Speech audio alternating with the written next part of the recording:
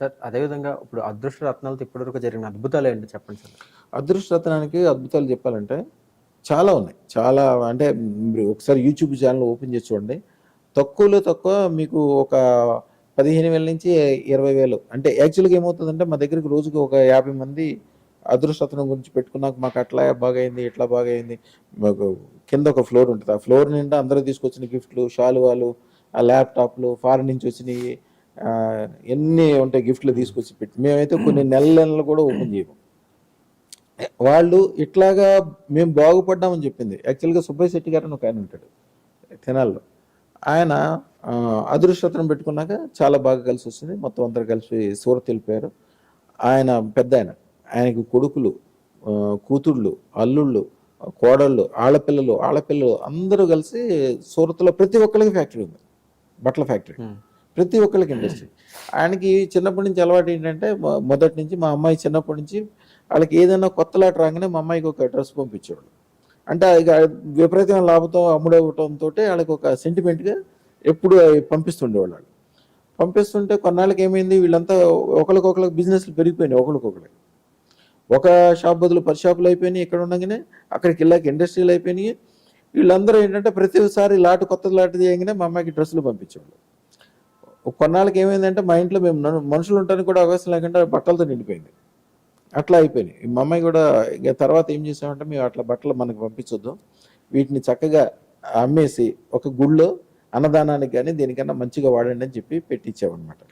ఒక గుడిలో దాదాపు రోజుకి 1000 నుంచి 3,000 మందికి సీజన్లు బట్టి అన్నదానం దీని ద్వారానే జరుగుతుంది. ఇట్లాంటి వింతలు అక్కడికి వెళ్ళినప్పుడు వాళ్ళ ఒకసారి సూరత్ వెళ్ళాల్సి వస్తుంది. వాళ్ళ ఫ్యాక్టరీ చూస్తే అదొక పెద్ద లోకం. అసలు ఎన్ని వేల మంది పనిచేస్తున్నారో, ఎన్ని బట్టలో, ఎన్ని వ్యవహారమో, దాని ట్రాలీలు, మనుషులు, నడవటాలు, అదొక లోకం లోపల ఎన్నో ఎకరాల్లో విస్తరించింది అది. అలాగే ఒక ఆయన ఉంటాడు ఇక్కడ మన దగ్గరకు వచ్చినప్పుడు నెలకు 1000 రూపాయలు అద్దె కట్టేవాడు. తర్వాత పేరు చెప్దామో వద్దనుకోండి, అంతే చాలా ఫేమస్. తర్వాత ఆయన ఫస్ట్ ఒక మన దగ్గర అదృష్టరత్నం పెట్టుకున్న 15 రోజులకే వాళ్ళ ఇంటి వనరుతో ఇంకేదో తగ్గు అయింది, బాగా గొడవైంది. గొడవైతే ఆయన అట్నుంచి వికారాబాద్ వెళ్ళిపోయాడు. వెళ్ళిన తర్వాత వాళ్ళ బంధువు ఏరో ఒక ఆయన వికారాబాద్లో ఉన్న ఆయన అమెరికా వెళ్ళిపోతూ ఆయన ఫ్యాక్టరీ అప్పచెప్పాడు. ఫ్యాక్టరీ అప్పచెప్పిన తర్వాత ఆయన వెళ్ళిపోయిన తర్వాత ఈయనకి ₹1 లేకుండా ఫ్యాక్టరీ వచ్చింది. ఈయనకి దానికి సంబంధించిన టెక్నాలజీ తెలుసు, అది ఫార్మాస్యూటికల్ సంబంధించింది. ఇప్పుడు ఆయనకి మన గుంటూరు నుంచి హైదరాబాద్ వచ్చే దారిలో 30 ఎకరాల్లో హోల్సేల్ అంటే బల్క్ ఇండస్ట్రీ ఫార్మాస్యూటికల్స్ ఉంది. ఆయన ఊరికే గెస్ట్ హౌసే దాని ఖరీదు 200 కోట్లు ఉంటుంది. పెద్ద ల్యాండ్ తీసుకుంటారు, దాంట్లో మధ్యలో గెస్ట్ హౌస్ కడతారు, ఈ ల్యాండ్ వాల్యూ అన్ని మొత్తం దాంట్లో ఉంటుంది. అట్లా అనమాట. ఎక్కడెక్కడి నుంచి ఎట్లాంటి వాళ్ళని చూసినప్పుడల్లా చాలా సంతృప్తిగా ఉంటుంది. ఒక ఆయన అయితే అలా చాలా సామాన్యమైన మనిషి, ఇక్కడ ఏదో టెలి సర్వీసెస్లో గుమస్తాగా పనిచేసేవాడు. ఆయన అదృష్టరత్నం పెట్టుకున్నాక అది ఉద్యోగం అనేసి బిల్డర్గా మారాడు. అప్పుడప్పుడు పేపర్లో చూడటము, చాలా మంచి డెవలప్మెంట్ ఉందని తెలుసు. ఒక రోజున మీరు కంపల్సరీ రావాలి సార్, మేము పెద్ద అది చేస్తున్నాం, మీరు కంపల్సరీ. పెద్ద అంటే ఏమనుకుంటాను, మామూలు మనిషి. పెద్దదంటే ఒక 5 ఎకరాల్లో 10 ఎకరాల్లో వేస్తున్నాడేమో అనుకున్నాను. 200 ఎకరాల్లో వేస్తున్నాడు ఆయన వెంచరు. దాంట్లో 30 ఎకరాల్లో అన్ని 40 అంతస్తుల బిల్డింగ్. లోపలికి వెళ్ళి చూస్తే తలకాయ పైకెత్తితే ఆకాశం మీద ఉన్నట్టుంది ఒక్కో బిల్డింగ్. అసలు వేరే లోకం అనుకోండి, ఇండియాలో అమెరికాని చూపించినట్టు ఉంది.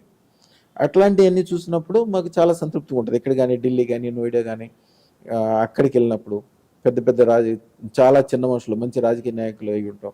ముఖ్యంగా రాజకీయాల విషయంలో మన దగ్గరకు వచ్చిన వాళ్ళు ఎవరు కూడా వాళ్ళ జీవితంలో మా నియమాలు ఉంటాయి. మా నియమాలు ఏంటి? పాలిటిక్స్ అంటే పాలి అంటే 5.